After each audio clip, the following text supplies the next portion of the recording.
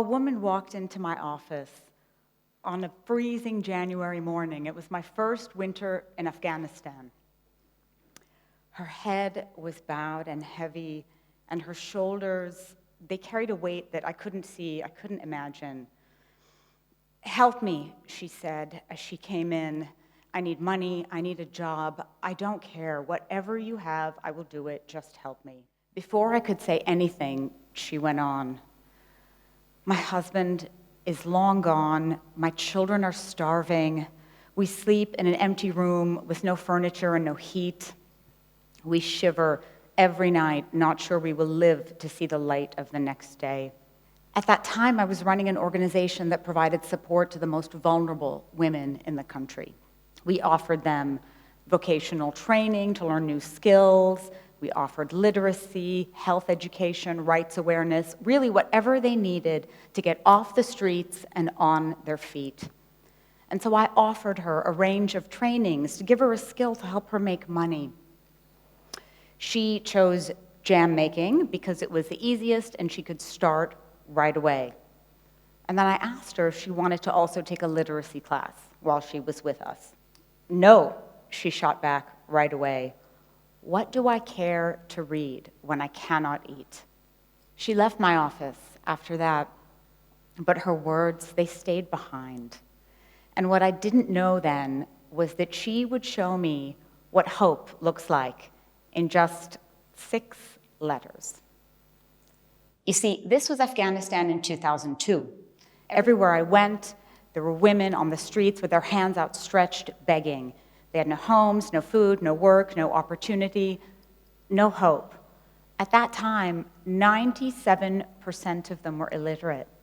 Imagine, 97%. I didn't know what to do, where to start, how to help. The need was so incredibly overwhelming. And I felt like we were failing women. But that idea, that we're failing women, it's not just Afghanistan. It's not other countries over there that we can dismiss. We can't look away because the world is failing women. And I know this for a fact because firstly, not a single country in the world has achieved equality. Not one. No. In fact, we're generations away. It is going to take us more than 130 years to close the gender gap. So who's going to be around in 130 years to see it? I don't know.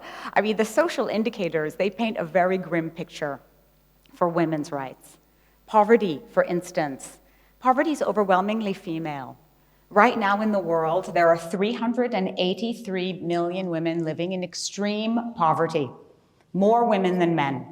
The economy, we still don't have economic power. It's not in our hands. We are an underutilized economic force, but we are too often relegated to feminized sectors, and we deal with a wage gap that is all too real and far too big, and we do the bulk of the unpaid care work. What about politics, leadership, decision-making? Where are we? That is where the gap is most visible because there, women are virtually invisible. We hold a quarter of the world's parliamentary seats, and most countries in the world have never had a female leader, and they cannot even imagine having one. Let me give you a little bit of good news, because in education, the gap's narrowing a little bit, so that's great for us. However, millions of girls are still out of school, and 15% of the world's women cannot read or write. When it comes to our health care, our sexual and reproductive health and rights are being peeled back day after day in country after country, one by one. We are losing the rights that we thought we had. The reality is that we are not free to decide what happens to our own bodies. And what's worse, we're not safe in our own bodies. That's because 1 in 3 of us will experience some form of violence in our lifetime. What is 1 in 3? That's me and you, and that's all of us. And those are just the reported cases. So please imagine what goes unreported. And for those who imagine themselves immune, I say this: Even the fear of violence is a form of violence.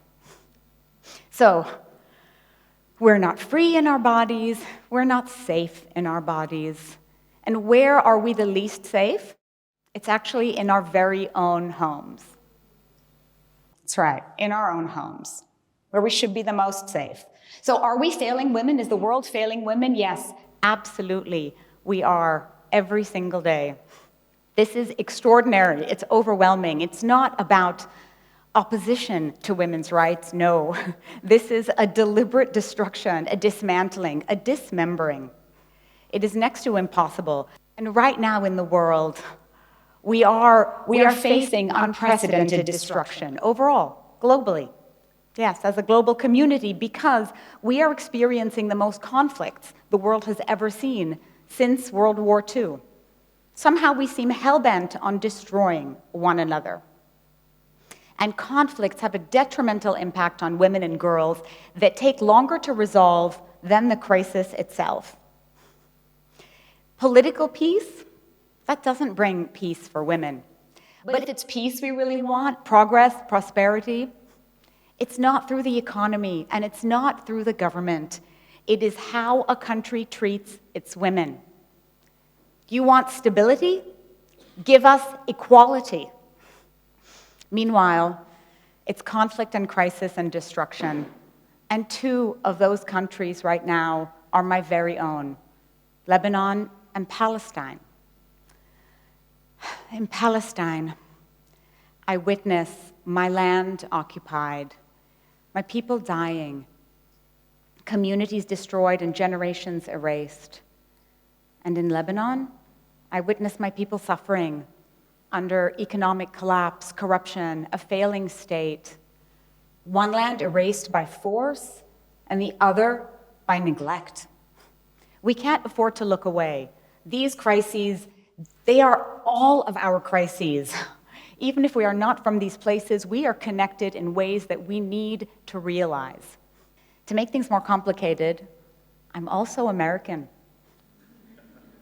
And right now in the US, injustice and inequality are increasing every single day. Discrimination is the norm. It is accepted. And everything about me is under threat as a woman, as an Arab, as an immigrant, as a feminist.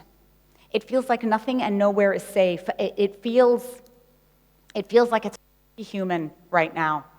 You know, I remember when I was growing up in the States, going to my very first protest for women's rights. I was 15.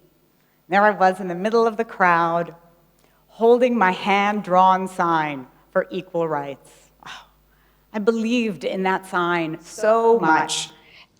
And I couldn't believe that anybody would oppose it.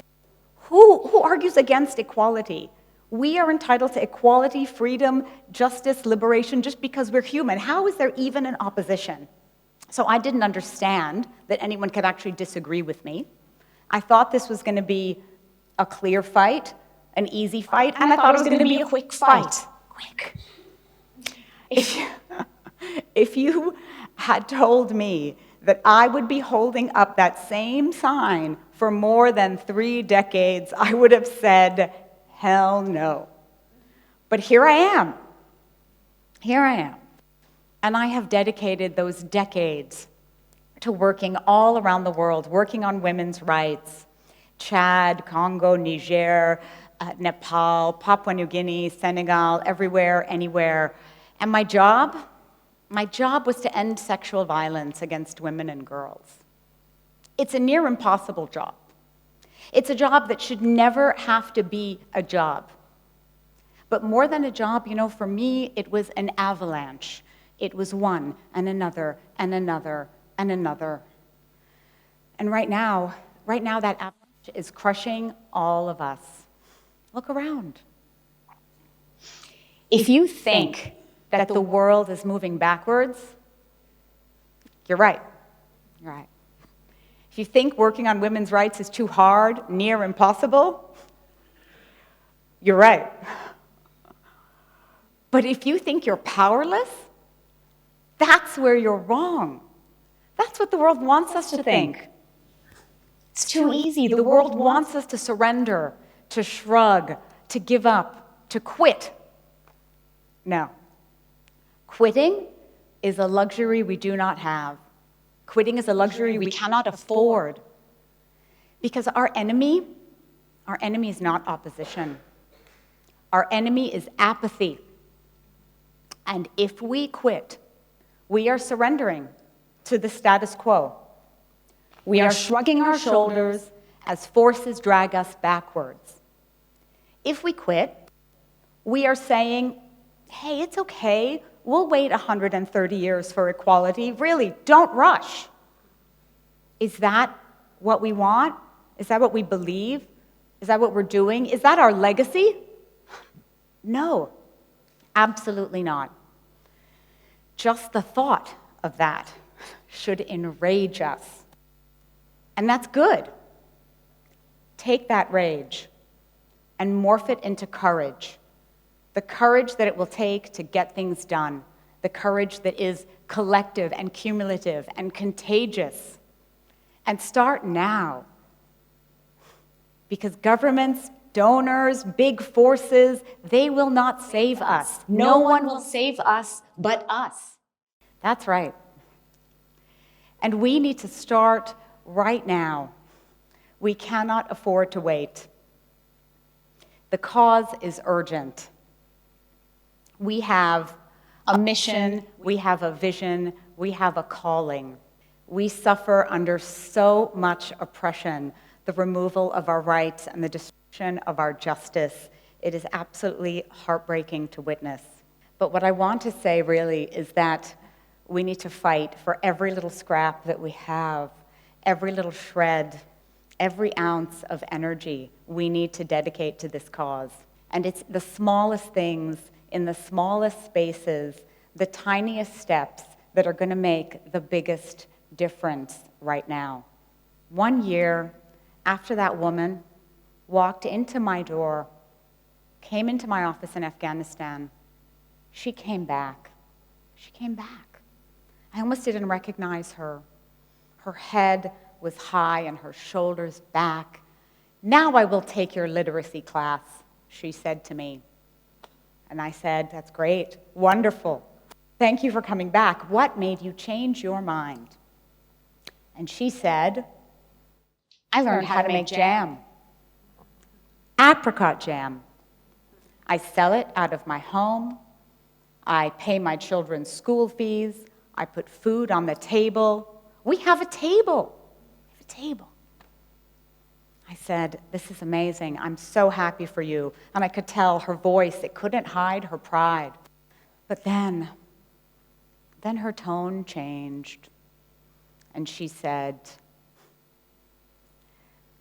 "And only now I realize I have never once written my own name. Never once." So, yeah, it's been 2 decades, and that story I still feel that story so much. So we walked together to a classroom where a class was already in session. She went up to the board, and the teacher steadied her hand and helped her trace the 6 most important letters in the world. Fatima. Fatima. And I watched her, seeing her name in writing for the very first time.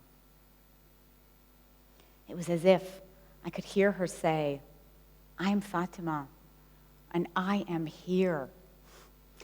You know, a name, it might not seem like much, but it is. It is. It is. Those 6 letters, they were life-changing. Those 6 letters, they were a micro hope in a macro crisis. Because Afghanistan was surely out of reach. But Fatima, she was right there. And hope was hope that brought her into my office, and hope put a pen in her hand, and hope made her unstoppable. Because What is hope? It is not idle. It's action. And it is not surrender. It's power. And it is not a luxury. It is a lifeline. It is the sound of my morning alarm. It's the stuff of my first cup of coffee. It's a thing that wakes me up and shakes me up and reminds me that I am here to do bigger things because I want to build a better world for women, even if I don't see it in my lifetime, because a better world for women is better for all of us. That's right. So I ask us all, how will we use this lifetime that we have? Because hope is not a frivolous or fleeting feeling. No, it is freedom. And it grows one woman at a time, and one letter at a time, and one hand-drawn sign for equality at a time. These are the micro movements, the small steps that we take every single day because we can, because we care, because we want to do better, and because we want to be better. These are the micro movements that say, we are here, we have power, and together we are unstoppable. Thank you.